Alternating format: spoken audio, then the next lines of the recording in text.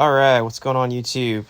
So, today we're going to talk about the 221 Fireball against the 223 Remington. 223 Remington is a monster, obviously, in the varmint world, tactical world, and AR world. It's all that.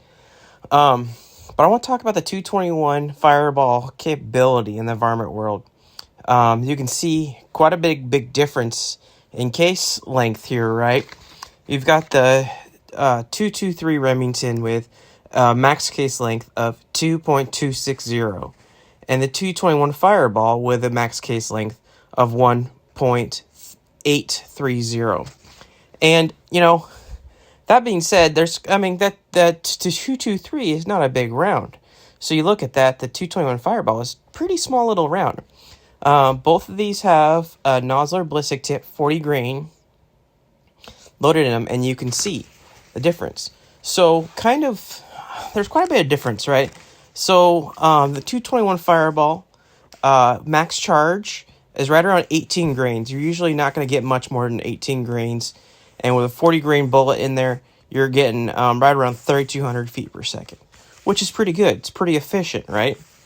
The 223 Remington with max case fill with a 40 grain bullet, you're getting about 28 grains. So 10 grains more, which obviously the velocity is going to be a little bit better.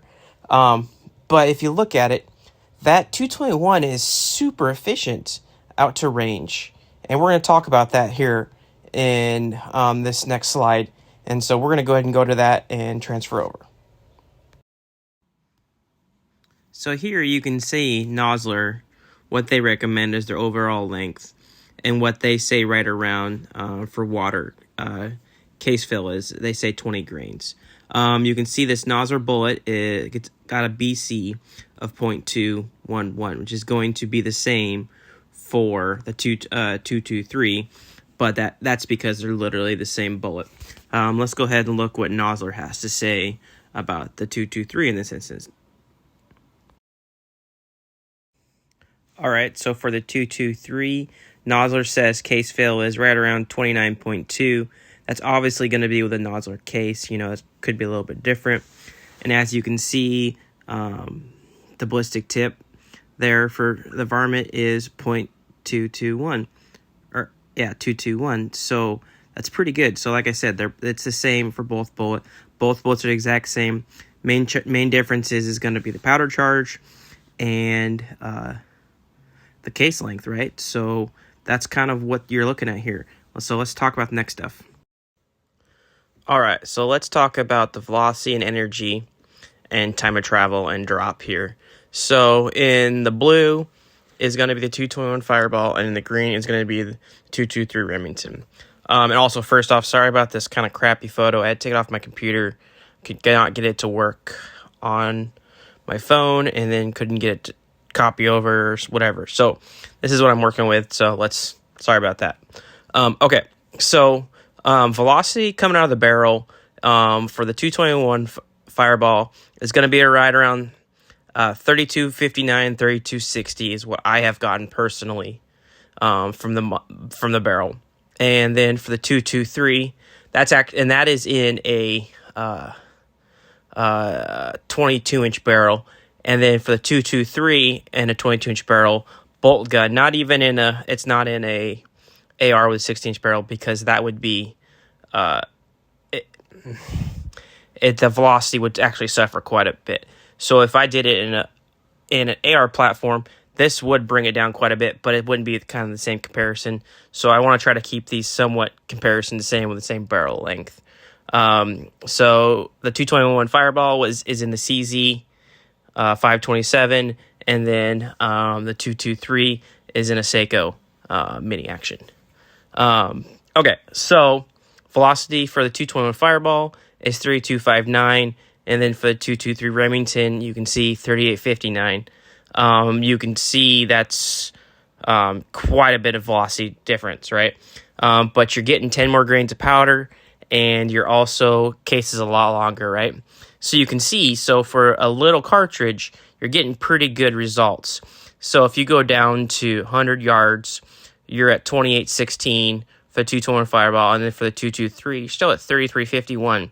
That's pretty good. And then you get down to 200 yards for the 221. You're at 24.14. Still pretty good. 223, 28.98, still really good. So really, I mean, this 221 for varmint hunting out to 300 yards, 2,000 feet per second is pretty good. Yeah, the 223 still beats it with, 24.89 in velocity. But you know what? If you want to go with a round that's going to be a little bit cheaper to shoot because powder's going to be a little less. The downside is 221 Fireball brass is a little more expensive and harder to find. 223 brass you can find everywhere, right? So there's, give and take on some of this stuff. Plus the 221 just has an awesome name, right? It's 221 Fireball. Let's go ahead and look at the energy. So leaving the barrel for the 221 is 943. Not great. But like I said, this is a varmint cartridge. And then so if you go to the 223 is 1322. That's really good. So let's go all the way out to 300 yards, which would kind of be my max for, groundhogs probably with this bullet. And it's 372 versus 550. So, the 223, once again, is still going to have more energy, but 372 for a little groundhog or a coyote is actually probably going to be more than enough energy. Really, if you come to 200 yards, 517 for the 221 Fireball, and then 745 for the 223. Still decent, still enough to kill a groundhog, varmint, what you're, having fun shooting at, right? And the difference, too, is that, 223 really doesn't have much recoil. This 221 has no recoil at all. It's pretty awesome for that. Okay. Let's talk about drop here on the far left. So, at 100 yards, I mean, it's negligible, right? It's pretty much nothing. So, where you start seeing the difference, obviously it's negligible because it's basically 0 to 100 yards. So, where you, let's go to 200 yards. So, you're at 2.9, inches in drop for the 221, which you aim on the head of a groundhog, you're going to kill it. For 223, a 1.6. So it's still better because it's obviously moving faster. And for 300 yards, really kind of where I say I probably wouldn't shoot much further at a groundhog. You're only still looking at basically almost 12 inches of drop, which is nothing, right? You just aim a little bit above its head, or you can dial for it. Still pretty good, right? And then the 223, 7.42. So less than 8 inches of drop. 223 is still... It's excellent. It is a good cartridge for varmints. And so that's pretty good. So let's go to the far right. I'm not considering wind drift in because I didn't put that data in. That's going to change for wherever. They got the same BC, so it's going to be pretty close. But let's go to time of flight. So the 221 in milliseconds at 200 yards is 214, it's 214 milliseconds. The 223 is 180. Let's go down to 300, 349, 297. Groundhog's not going to know a difference. Coyote's not going to know a difference. And raccoon sure ain't going to know a difference. So, if you're comparing the two, the 223, yes, outperforms it.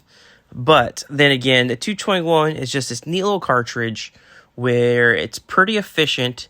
Does not take much powder to push a good bullet down range, and it's just fun to shoot with pretty much zero recoil.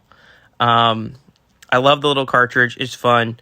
I just like it a lot. I love 223 though, so there's also that. So that being said, let me know what you guys think. I thought it'd be fun just to do a little video kind of like this. Haven't really done anything like this before.